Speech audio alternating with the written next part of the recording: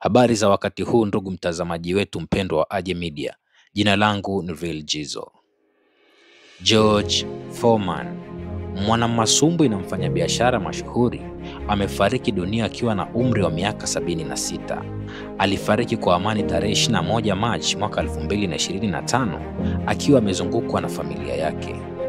George Foreman alizaliwa Januari 10 mwaka 1949 huko Marshall, Texas, na alilelewa katika mazingira magumu, lakini alifanikiwa kujijenga kupitia ngumi. Safari yake ya mafanikio ilianza aliposhinda dhahabu yake ya Olimpiki ya mwaka 1968, jambo lililomtambulisha katika ulimwengu wa ngumi za kulipwa. Na mnamo mwaka 1973, Foreman alimpiga Joe Frazier na kuwa bingwa wa dunia kwa uzito wa juu, akitamba kwa nguvu zake za kupiga ngumi. Mwaka mmoja baadaye alikutana na Muhammad Ali kwenye pambano maarufu la Rumble in the Jungle lililofanyika tarehe 30 Oktoba mwaka 1974 Kinshasa, Zaire, na sasa Jamhuri ya Kidemokrasia ya Kongo.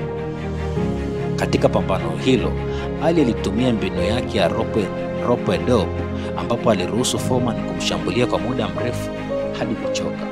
Katika raundi ya 8, Ali alimpiga Foreman kwa mfululizo wa makonde na kumwangusha kwa knockout, akatoa ubingwa wa dunia. Baada ya kushindwa na Ali, Foreman aliendelea kupigana, lakini alistaafu mwaka 1977 na kuwa mchungaji.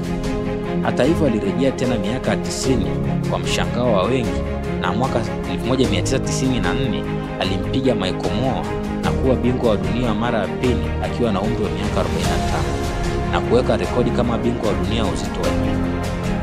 Baada ya kustaafu mara ya pili, Foreman alifanikiwa kwenye biashara, na hasa kupitia bidhaa yake maarufu ya George Foreman Grill ambayo ilimletea mamilioni ya dola.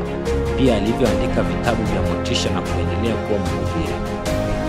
Foreman atakumbukwa kama bingwa wa ngumi, mfanyabiashara mashuhuri na mtu wa familia mwenye hofu ya Mungu. Pambano lake dhidi ya Muhammad Ali katika Rumble in the Jungle linasalia kuwa moja ya mapambano makubwa zaidi katika historia ya